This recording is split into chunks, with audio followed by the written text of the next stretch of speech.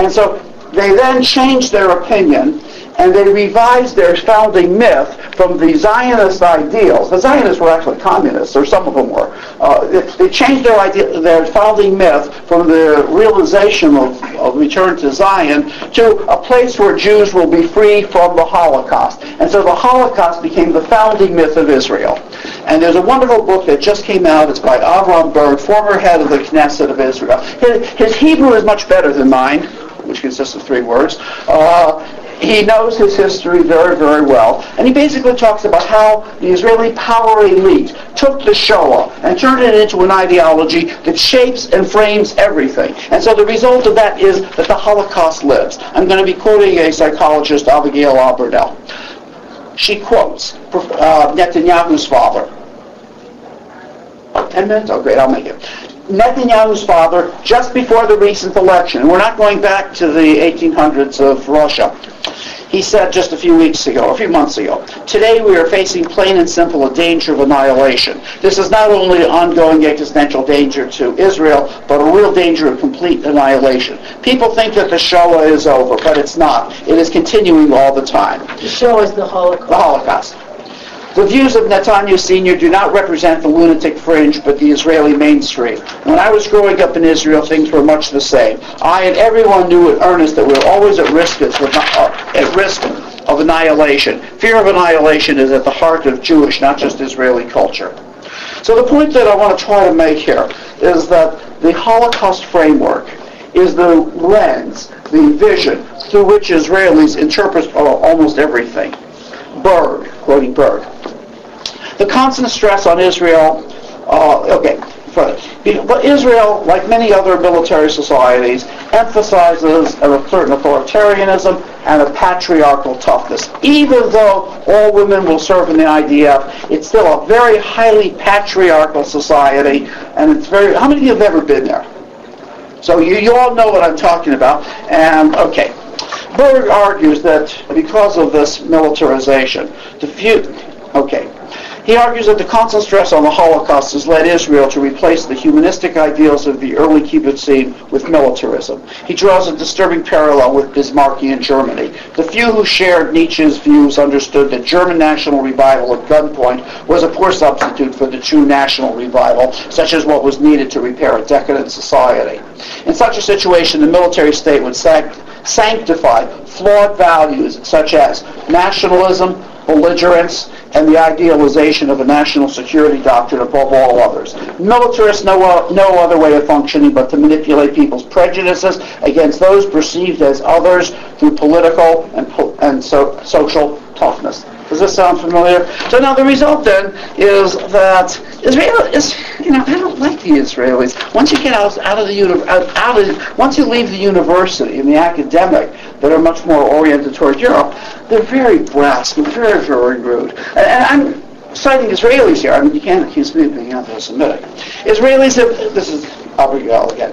Israelis have never been kind to each other. It's one of the reasons I left. In my late 20s, I started to grow weary of the unkind, harsh, and unforgiving atmosphere around me. It was a tough place to live in, not because of our enemies, but because of the way our people treated each other.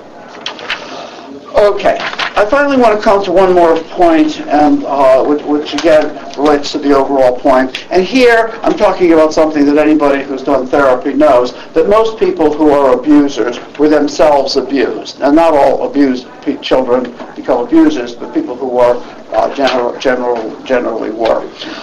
Maybe some people here are familiar with probably the best discussion of this whole thing of what happens to abused children, how they're abused. And I'm talking about Alice Miller.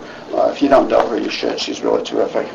Abigail Abernell basically in that vein says, as a psychotherapist, I recognize this reaction to trauma. Some people who have been traumatized respond by becoming very powerful and very frightening. This is a reaction to having been hurt, and as a response to the desire never be hurt again. Israel, and perhaps the rest of the world, refuse to see that Israel's problems are a direct result of the deep-seated Jewish trauma and its consequences.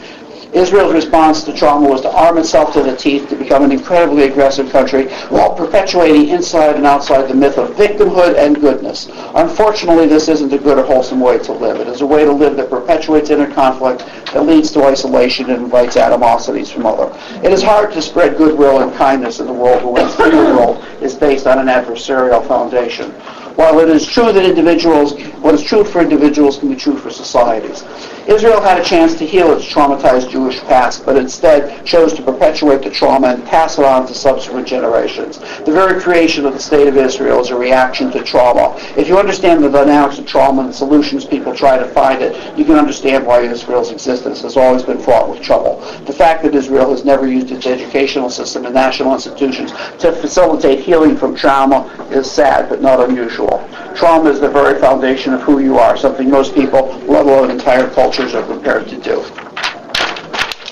So, in conclusion, and I do have a few copies of the paper because I had to skip probably 2/3 of it. In conclusion, the endless cycle of war, hatred, and animosity has made life difficult for both the victims and the victimizers in Israel-Palestine.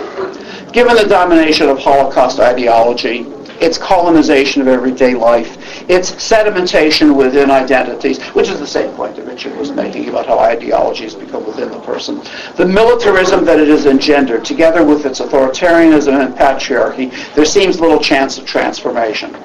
The emotional intensity renders alternative frames unlikely. Finally, the militants give credence and justification to the ideology as seen in the rightward shift of the recent government. What I'm referring to here is that any act of resistance on the part of the Palestinians, they are seen as Nazis, as the leading edge of the Totenkor, that's the extermination groups and things like that. Now, let me make myself, make perfectly clear and have some bad connotations. Hamas are not the heroes. We are not supporting them. They are vile, authoritarian, nasty, homicidal. The way they treat their misogynists, they're worse than misogynists. These are not, but, I don't know if people know it, Hamas was created by Israel. Israel created Hamas in the 1980s as a foil against Yasser Arafat.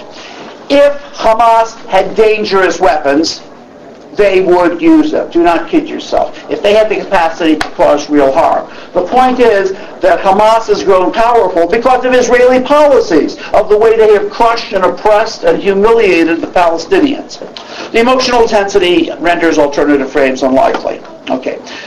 But, from what I've been saying, this is to resign ourselves to an inexorable fate. In the short run, we can't expect too much, but as has been shown by many, things are different now. The recent violence in Gaza has been a major public relations blow to Israel. Without the financial, military, and most of all political support of the USA, Israel is unlikely to change its posture.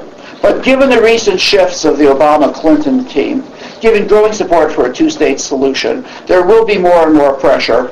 It should only be pressure for Israel to modify its behavior. That's translated as get the hell out of the occupied land. The tragedy of the Middle East seems endless. So many lives lost, so many tragedies to the living, and so many glorious futures thwarted. Among the saddest aspect of the conflict is that as the Israelis dehumanized the Palestinians, much as the Nazis had done to them, in the process, they lost their own humanity. Thank you.